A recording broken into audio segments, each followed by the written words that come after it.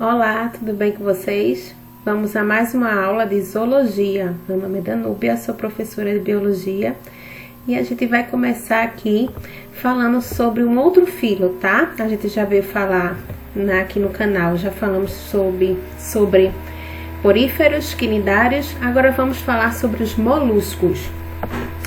Bom, começando pelas características, gerais desse filo.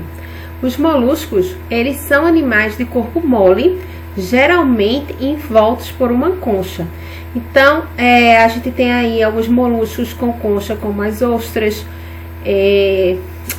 os mariscos, os caracóis, os caramujos.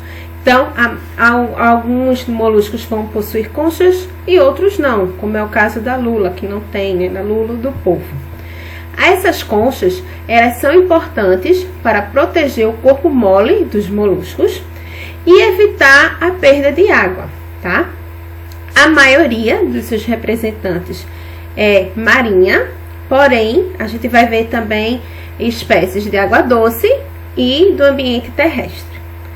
Constituem o maior filo, o segundo maior filo dos invertebrados. Só vai perder aí para os artrópodes, tá certo? Que a gente vai ver posteriormente aqui no canal. Apresentam o corpo dividido em cabeça, pé e massa visceral. Na cabeça, a gente vai encontrar os órgãos dos sentidos. O pé, ele vai ser responsável pelos movimentos e em alguns animais, como é o caso do polvo, esse pé pode ser vai ser substituído por tentáculos, tá? São triblásticos, quer dizer que eles têm aí já uma novidade evolutiva com relação aos quinidários que a gente viu, que só eram diblásticos.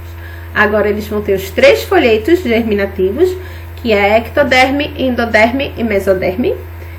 São celomados, quer dizer que ele tem uma cavidade visceral, onde vai estar lá constituída por uma estrutura que a gente chama de celoma, onde vai estar inseridos os órgãos. Possuem simetria bilateral, tá? Que é outra novidade, que os quinidários possuem o radial. E são protostômios também, ou seja, com esses animais, primeiro surge a boca para poder surgir o ânus, tá? Então, essas são algumas das características. Aqui na imagem, eu tenho aqui os exemplos, Eu tenho a lula, a ostra, o polvo, o náutilus, tá? O caracol e a lesma são alguns exemplos de moluscos. Continuando, os moluscos, eles possuem sistema digestivo completo. Não sei se vocês lembrarem, na aula de quinidários, a gente viu aqui que os quinidários, eles possuem sistema digestivo incompleto. Já aqui, a gente já vai ter um sistema digestivo completo, com boca e ânus, tá? Os cefalópodes e gastrópodes, eles vão apresentar uma estrutura que a gente chama de rádula, que é como se é uma língua, certo? Uma língua que ele consegue raspar os alimentos, como se nessa língua ela tem uns dentezinhos, tá? Uma estrutura afiada que vai ajudar ele a raspar os alimentos, para poder absorver esse alimento. Então, a novidade aí vai ser sistema digestivo completo e alguns vão possuir essa rádula, tá? O sistema circulatório, ele pode ser aberto, tá? Como na grande maioria dos moluscos. No caso, quando ele é aberto, o fluido, a hemolinfa, ela vai fluir em vasos, certo? E depois vai ser lançada em algumas lacunas no corpo do animal. E em alguns moluscos, que é o caso dos cefalópodes, que é um pouquinho mais desenvolvido, um dos moluscos mais desenvolvidos, esse sistema, tá? Sistema circulatório, ele vai ser fechado. Então, essa hemolinfa, ela vai correr em compartimento fechado, certo? Como se fosse um coração primitivo. A gente vai ver isso aí quando for ver os cefalópodes, aí eu mostro a vocês. A respiração dos moluscos pode ser aquática, que é da grande maioria, dos moluscos que vivem na água. Aí a gente vai ver aí as brânquias. Nos moluscos terrestres, como é o caso do caracol, por exemplo, a gente vai poder observar na cavidade do manto, tá? Uma estrutura rudimentar, um pulmão rudimentar, tá? Não é um pulmão, mas é uma coisa assim, uma estrutura, um órgão parecido com o pulmão, e que permite a respiração aí, tá? Deles. E também vai ter espécies cutâneas, né? Que vai ter a respiração cutânea pela pele do molusco. A excreção vai ser feita por órgãos que a gente chama de metanefrídeos, tá? Nefrídeos mais primitivos. O sistema nervoso. Aí a gente vai, aí nessa excreção aí, a gente vai ter nos moluscos terrestres, eles vão secretar ácido úrico, né? E nos moluscos aquáticos, a amônia, tá certo? No sistema nervoso desses animais, a gente vai ter um cordão nervoso em volta, tá? Do esôfago, no qual vai ter aí 2 pares de cordões nervosos, tá? E nos moluscos cefalópodes, a gente já tem uma estrutura mais aperfeiçoada desse sistema nervoso, tá? Por isso que vem até o nome aí, cefalópodes, que o sistema nervoso dele é mais desenvolvido. E também eles apresentam diferentes órgãos sensoriais, com olhos e tentáculos, tá? Então, essa aí é uma estrutura, umas características gerais do molusco. Na imagem aqui, eu tenho, ó, a concha, certo? Os olhos, o tentáculo também, a cabeça, né? Que já tem uma estrutura feita uma cabeça. Esse pé quase imperceptível, né? E serve para ele se locomover, tá? O ânus, que é o sistema digestivo já completo. Notar que o ânus fica bem pertinho aqui da cabeça, tá? E o poro respiratório. Aqui é o sistema circulatório dele, os vasos, tá? Aí, nessas características, gente, que eu acabei de falar, a gente já vê, notem aí as observações das características que já é uma evolução com relação aos outros filos, tá? Porque é muito importante isso, vocês observar a evolução de um filo para o outro. Então, a gente viu que os poríferos, eles não tinham nenhum sistema, né? São os filtradores, são bem simples. Nos quinidários, a evolução a gente já viu que já tinha neurônio. Vimos também que tinha um sistema digestivo incompleto, né? Mas não tinha sistema respiratório, né? As trocas gasosas eram feitas por difusão e não tinha esse circulatório. Agora a gente já está observando aqui no molusco, a gente já tem o sistema digestivo completo, com boca e ânus. Temos o sistema circulatório, que pode ser aberto ou fechado. Temos o sistema nervoso mais desenvolvido. O sistema respiratório, né, já diferenciado por brânquias, por um pulmão rudimentar, pela pele. Temos um órgão também para as excretas, que são os metanefrídeos, certo? E ainda tem os órgãos sensoriais, como os olhos. Então, isso aí são tudo novidades que a gente tá vendo nesse grupo dos moluscos, tá? Bom, aqui é a imagem, eu vou mostrar a vocês tanto de um molusco terrestre quanto de um aquático, tá? Aqui eu tenho uma concha. Essa concha, gente, uma curiosidade aqui nesses moluscos que possui aqui essa concha com o caracol, o caramujo, ela sofre uma rotação. Aí essa rotação, num certo momento de vida deles, é por isso que, por conta dessa rotação, o ânus, ó, vem aqui para cima, certo? Pertinho da cabeça. Então, eu tenho uma concha, isso faz também que proteja melhor os órgãos do molusco. O fígado, né? O pulmão rudimentar, o ânus, tá? O alimento está aqui ao próximo, tá? Poro respiratório, tem um estômago já, um rim primitivo, né? Que é o metanefrídeo. Manto, coração, não seria um coração, tá? Que é uma estrutura mais rudimentar, tá? O órgão sexual, que eles são, no caso aqui do caramujo, a gente vai encontrar do caracol, eles são indivíduos, né, hermafroditas. A gente vai ver nos moluscos tanto indivíduos hermafroditas, né, monoicos, quanto dioicos, com sexos separados, tá? O papo, o olho, o tentáculo aqui, o gânglio cerebral, a boca. tá? Isso é a estrutura de um terrestre. Aqui eu tenho a estrutura, certo? De uma lula, os tentáculos, a boca. Esse aqui já é um cefalópode, tá? Tem um cérebro, tipo um cérebro, né? Porque já tem o sistema nervoso dele já é mais desenvolvido.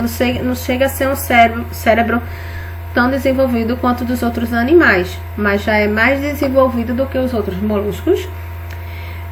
Tenho a glândula, né, salivar, a boca, o ânus, o poro vaginal, o coração. Já é um compartimento, tipo um coração primitivo, que os cefalópodes têm sistema circulatório fechado. A nadadeira, o manto, tá? E o seco, né, por onde sai as excretas.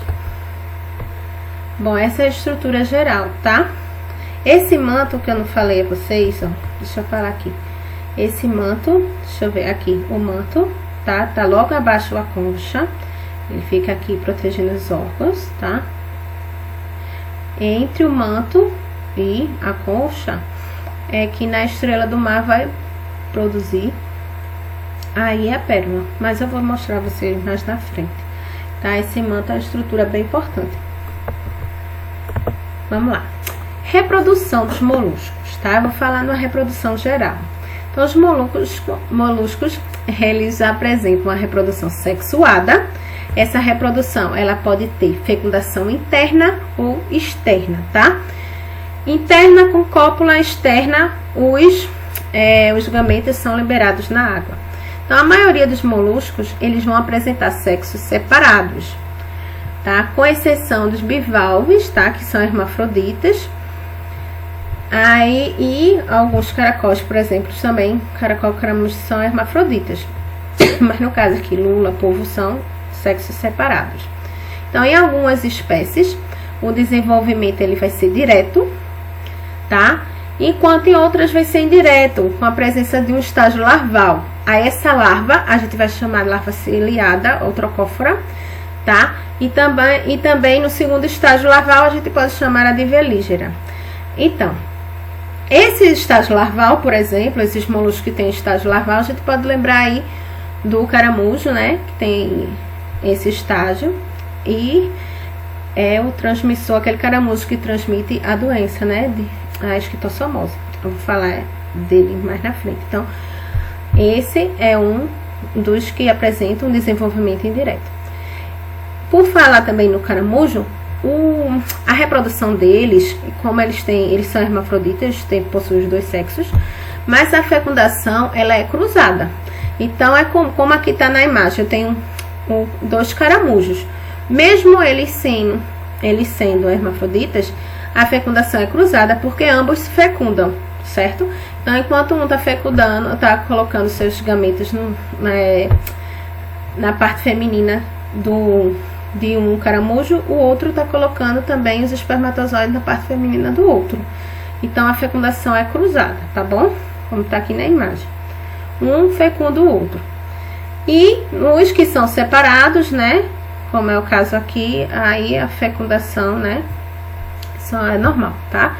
Aí, quando for externa, vai ser com cópula. Externa, aliás, aí os gametas são liberados na água. E quando for interna, vai ter a cópula, certo? Bom, vamos classificar aí os moluscos. Primeiro grupo, os gastrópodes. Esses gastrópodes são os moluscos que possuem a concha em espiral, tá? Por uma única peça, que é o caso dos caramujinhos aqui, ó. Os caracolzinhos aqui. A sua massa visceral vai ficar no interior da concha, constituindo uma única peça. E usam os pés como locomoção, tá? Eles apresentam representantes em ambiente aquático e terrestre, e a maioria vai ser marinha, né? Lembra lá o Gary, né, do Bob Esponja? Ele é desse grupo, né, por exemplo. Bom, esse grupo também vai ter aquele caramujo que eu falei, que é o transmissor da esquistossomose, tá? Não é que todo caramujo não, é uma dessas espécies que vai transmitir, tá? Aquele ali.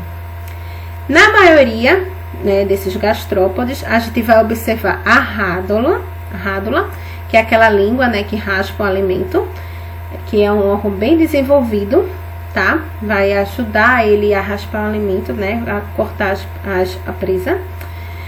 E os exemplos aí desse grupo, a gente tem os caracóis, caramujos e lesmas, tá? É o que tem maior grupo de molusco, tá? É o grupo que tem mais moluscos aí nesse filo. Tem maior número de representantes. Também eles são muito utilizados na culinária, né? Bom, bivalves é outro grupo, tá? É outro grupo de moluscos. Esses bivalves tem esse nome porque eles têm duas válvulas, tá? A conchinha que se fecha. São moluscos de ambiente marinho, formado por duas conchas articuladas e unidas por um ligamento, tá? Como tá aqui, não sei se dá pra vocês verem esse ligamento que une uma conchinha, a abertura de uma e de outra. Entre as duas conchas vai ficar o corpo do animal, constituído pelo pé, pela massa visceral. Esse pé é pequeno ou praticamente ausente, tá? Você não consegue observar isso aí. São exclusivamente aquáticos, apresentam brânquias, que vão ser usadas aí também na alimentação e nas trocas gasosas, tá? A água vai entrar em um sifão de entrada e segue diretamente para a cavidade do manto, tá? Que é aquela parte que fica perto da concha. E depois vai sair do corpo do animal por meio de um sifão de saída. Então a água entra e sai. Aí esse impulso faz com que ele consiga se movimentar, certo? São filtradores, né? Esse grupo aqui a gente vai ter as ostras, que são filtradoras.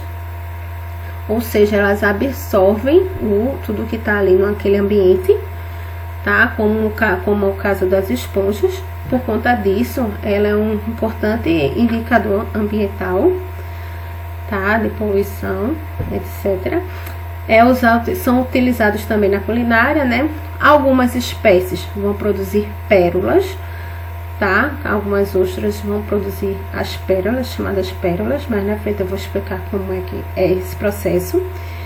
E exemplos a gente tem os mariscos, ostras e vieiras, tá? Cefalópodes. Os cefalópodes são os moluscos mais desenvolvidos, né? Eles têm um sistema nervoso mais aprimorado, tá vendo o nome? Não apresentam concha ou a concha é interna, como é o caso do Nautilus, tá? A maioria não tem, como é polvo e lula, que são seus representantes, e os Nautilus aí tem uma concha interna. São moluscos mais complexos, dotados de sistema nervoso bastante desenvolvido, como eu falei, e olhos semelhantes ao dos vertebrados, tá? Aqui, ó, no polvo a gente vê bem os olhinhos, tá? Na lula também, bem desenvolvidos os olhos. Da cabeça vai partir os tentáculos, tá? Em número de 8 nos polvos e 10 nas lulas. Esses tentáculos, desculpa, os tentáculos, eles têm ventosas que podem servir aí para capturar a presa ou prender o animal no substrato, como uma rocha, tá? Eles também têm um intestino, ligado ao seu intestino, uma glândula que vai produzir tinta. Aí essa tinta também é usada comercialmente, né? Para aquelas canetas mais específicas, tá? Essa tinta, quando o animal é atacado, a forma de defesa, ele libera essa tinta para confundir lá o predador e ele poder escapar, tá? Poder escapar. Então não é uma coisa tóxica, mas que essa tinta, né, que fabrica até esse tipo de objeto, né, esse tipo de caneta, nanquim, ela não é tóxica, mas ela serve, quando o povo libera aí essa tinta, ajuda a confundir lá o predador e ele poder escapar. E assim ele se defende, tá? Então é outra característica do polvo, dos cefalópodes. Possui capacidade também de movimentar-se rapidamente por meio de um jato de água que sai da cavidade do manto, através do fundinho, por propulsão, né? A tinta que eu falei, gente, é chamada de anequim, tá? E ela vem de uma lula e não é tóxica. Então, essa propulsão, esse jato, faz com que ele solte o jato e saia podendo nadar, tá certo? Se movimentar. Exemplos, a gente tem o polvo, a lula e o nódulo, tá? Bom, importância econômica. Eles são utilizados na alimentação, né? Na alimentação litorânea, principalmente. Aqui no Nordeste, né? A alimentação as ostras, as pessoas se alimentam muito de ostras, de mariscos. Também gostam, na culinária também de outros países, eles são bastante utilizados, né? Alguns gastrópodes também. Então, são importantíssimos na gastronomia. Algumas espécies de moluscos bivalves, como as ostras, são responsáveis pela produção de pérolas, que tem um valor comercial elevadíssimo. Aí eu fiquei de mostrar a vocês como é que se forma uma pérola, né? Bom, a curiosidade de como forma a pérola é o seguinte. Eu tenho aqui a pérola já formadinha, né? Bonitinha e tal. Mas como é que isso é produzido? Aqui eu tenho a concha e aqui é o manto, tá? Aquela parte molinha, né? Que vai ficar lá inserido os órgãos. Perto dos órgãos. Aí esse manto, certo? Entre a concha e o manto, vai ser onde vai ser produzida a pérola. Então, tá lá a ostrinha. Ela é filtradora, começa a absorver substâncias. Algumas elas são positivas para elas e outras são antígenos, né? Corpos estranhos. Aí o sistema de defesa, né? A forma de se defender dessa ostra é começar a fazer uma deposição aqui, ó. Ela começa, certo? A fazer, depositar, acumular uma substância aqui de defesa dela, tá? Contra esse corpo estranho. Aí essa defesa aqui, essa deposição aqui dessa substância, certo? É que esse corpo estranho vai ficar presinha aqui entre o manto e a concha até formar a pérola, certo? Então a pérola, gente, nada mais é que o sistema um corpo estranho e que o sistema de defesa da ostra agiu contra ele. Aí formou isso. Não é lindo? De uma coisa ruim, ela se transformou numa coisa bonita, né?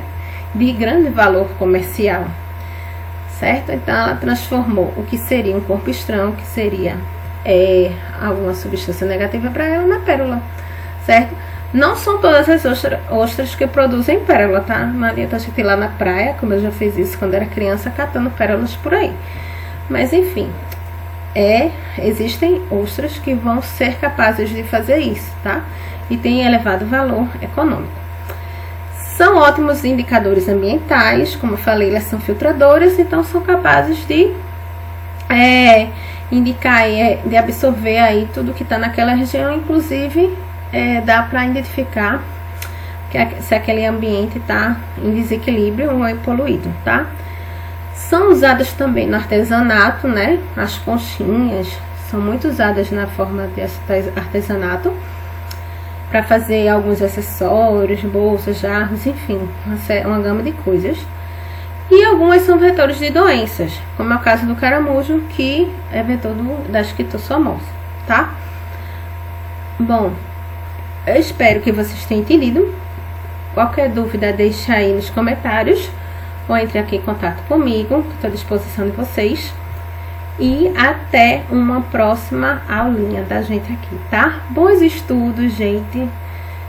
Fiquem com Deus e até mais. Tchau, tchau.